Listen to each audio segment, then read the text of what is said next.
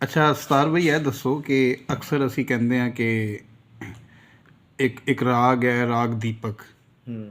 ਉਹਦੇ ਨਾਲ ਅੱਗ ਲੱਗ ਜਾਂਦੀ ਹੈ, ਅਤੇ ਉਸ ਤੋਂ ਬਾਅਦ ਇੱਕ ਰਾਗ ਹੈ ਮੇਘ ਮਲਹਾਰ। ਇਹ ਸਹੀ ਹੂੰ। ਨਾਮ ਲੈ ਰਿਹਾ ਨਾ ਮੈਂ?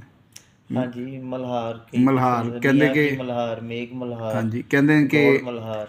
ਅਗਰ ਮੇਘ ਮਲਹਾਰ ਦੇ ਨਾਲ ਬਾਰਿਸ਼ ਹੁੰਦੀ ਹੈ ਅਤੇ ਉਹ ਇੱਕ ਬੜਾ ਵਾਕਿਆ ਵੀ ਮਸ਼ਹੂਰ ਸੁਣਿਆ ਹੈ ਕਿ ਜਿਸ ਟਾਈਮ ਗੁਲੂਕਾਰ ਨੂੰ ਬਾਦਸ਼ਾਹ ਨੇ ਬੁਲਾਇਆ ਸੀ ਅਤੇ ਗੁਲੂਕਾਰ ਨੂੰ ਡਰ ਲੱਗ ਰਿਹਾ ਸੀ ਕਿ ਅਗਰ ਮੈਂ ਉਹ ਰਾਗ ਪੜ੍ਹਿਆ ਅਤੇ ਬਾਦਸ਼ਾਹ ਦੀ ਡਿਮਾਂਡ ਵੀ ਹੈ ਅਤੇ ਅੱਗ ਨਾ ਲੱਗ ਜਾਏ, ਫਿਰ ਉਹਨੇ ਆਪਣੀ ਬੇਟੀ ਨੂੰ ਨਾ ਮਲਹਾਰ ਰਾਗ ਸਿਖਾਇਆ ਕਿ ਮੈਂ ਅਗਰ ਅੱਗ ਲੱਗੀ ਤਾਂ ਤੂੰ ਉਹ ਰਾਗ ਗਾਈ ਤਾਂ ਕਿ ਬਾਰਿਸ਼ ਨਾਲ ਅੱਗ ਬੁਝ ਜਾਏਗੀ। ਇਸ ਗੱਲ 'ਚ ਕੋਈ ਹਕੀਕਤ ਵੀ ਹੈ ਕਿ ਇਹ ਸਿਰਫ ਐਵੇਂ ਕਹਾਣੀ ਬਣੀ ਹੈ? ਸਰ ਤੁਸੀਂ ਉਹ ਮੁਹੰਮਦ ਅਲੀ ਮਿਰਜ਼ਾ ਦੇ ਕਲਿੱਪ ਵੀ ਸੁਣਦੇ ਹੋਣੇ ਆ, ਤੇ ਉਹ ਇੱਕ ਯੂਜ਼ ਕਰਦਾ ਲਫ਼ਜ਼ ਕਹਾਣੀਆਂ, ਤੇ ਇਹ ਸਭ ਮਿੱਥ ਆ, ਕਹਾਣੀਆਂ ਵਾ। ਜਿਹੜੀ ਅਸਲ ਮੌਸੀਕੀ ਹੈ ਨਾ, ਇਹ ਇਨਸਾਨ ਦੇ ਅੰਦਰ ਦੀ ਕੈਫੀਅਤ ਨੂੰ ਤਬਦੀਲ ਕਰਦੀ ਹੈ ਸਹੀ। ਜਾਂ ਕੋਈ ਕੈਫੀਅਤ ਉਜਾਗਰ ਕਰਦੀ ਹੈ।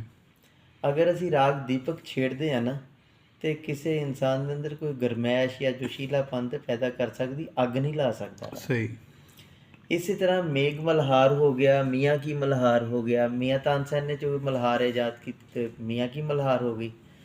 ਤੇ ਇਸੇ ਤਰ੍ਹਾਂ ਰਾਗ ਮੇਘ, ਉਥੋਂ ਦੋਨੋਂ ਨਿਖਾਦ ਇਸਤੇਮਾਲ ਹੁੰਦੇ, ਉਹਨੂੰ ਅਸੀਂ ਮੇਘ ਮਲਹਾਰ ਕਹਿੰਦੇ। ਗੌੜ ਮਲਹਾਰ, ਇਹ ਬਾਰਿਸ਼ ਹੁੰਦੀ ਹੋਵੇ ਤੇ ਅਗਰ ਇਹ ਰਾਗ ਬੋਲੇ ਜਾਣ ਤੇ ਬੜੀ ਅੱਛੀ ਕੈਫੀਅਤ ਪੈਦਾ ਹੁੰਦੀ ਆ ਇਨਸਾਨ ਦੇ ਅੰਦਰ, ਔਰ ਬੜਾ ਅੱਛਾ ਮਹਿਸੂਸ ਹੁੰਦਾ, ਜਿਸ ਵਿੱਚ ਫਿਜ਼ਿਕਸ ਦੀ ਟਰਮ ਅਸੀਂ ਯੂਜ਼ ਕਰਦੇ ਰੈਜ਼ੋਨੈਂਸ। ਠੀਕ ਹੈ, ਯਾਨੀ ਟਾਈਮ ਪੀਰੀਅਡ ਦੋਨੋਂ ਮੈਚ ਕਰ ਜਾਂਦੇ ਆ, ਇੱਕ ਫਰੀਕੁਐਂਸੀ ਰਾਗ ਦੀ ਔਰ ਇੱਕ ਇਨਸਾਨ ਦੇ ਅੰਦਰ ਦੀ ਨੈਚੁਰਲ ਫਰੀਕੁਐਂਸੀ। ਠੀਕ ਹੈ। तो एक रेजोनेंस हो जाता, इंसान को बहुत अच्छा लगता, एक कैफियत अच्छियाँ पैदा हो जांदियां। बाकी ना तो मेघ मल्हार ने बारिश बरसानी है और ना ही दीपक राग ने कोई ਅੱਗ ਲਾਣੀ ਹੈ। ਜਿਹੜਾ ਕਹਿੰਦੇ ਸੀ ਜੀ, ਸਭ ਮਿੱਥ ਬਣੀ ਹੋਈ ਹੈ। ਕਹਿੰਦੇ ਜੀ ਸ਼ੀਸ਼ੇ ਟੁੱਟ ਜਾਂਦੇ ਨੇ ਤੇ, ਹਾਂਜੀ, ਇਹ ਸ਼ੀਸ਼ਾ ਅਸਲ ਦੇ ਵਿੱਚ ਇਸ ਤਰ੍ਹਾਂ ਵਾ ਕਿ ਜਦੋਂ ਇੱਕ ਆਵਾਜ਼ ਦੀ ਫਰੀਕੁਐਂਸੀ ਕਿਸੇ ਸ਼ੀਸ਼ੇ ਦੀ ਚੀਜ਼, ਜਿਹੜੀ ਕੋਈ ਗਲਾਸ ਗੋਬਲੈਟ ਪਿਆ ਹੋਇਆ, ਉਹਦੀ ਨੈਚੁਰਲ ਫਰੀਕੁਐਂਸੀ ਨਾਲ ਮੈਚ ਕਰਦੀ ਹੈ ਨਾ, ਤੇ ਇੱਕ ਕੰਸਟਰਕਟਿਵ ਇੰਟਰਫੇਰੈਂਸ ਹੋ ਜਾਂਦਾ, ਰੈਜ਼ੋਨੈਂਸ ਹੋ ਜਾਂਦਾ, ਜਿਹਦੇ ਨਾਲ ਥੋੜਾ ਜਿਹਾ ਗਲਾਸ ਇਰਤਾਸ਼ ਕਰ ਜਾਂਦਾ। ਸਹੀ। ਔਰ ਉਹ ਹੋ ਸਕਦਾ ਕਿ ਉਸ ਇਰਤਾਸ਼ ਦੇ ਨਾਲ ਉਹ ਗਿਰ ਜਾਏ। ਸਹੀ। ਉਹ ਇੱਕ ਫਰੀਕੁਐਂਸੀ ਮੈਚਿੰਗ ਹੋ ਜਾਂਦੀ ਆ, ਉਹ ਬਸ ਇਹ ਜ਼ਰੂਰ ਅਸਰ ਹੋ ਜਾਂਦਾ। ਠੀਕ ਹੋ ਗਿਆ ਜੀ, ਬਿਲਕੁਲ।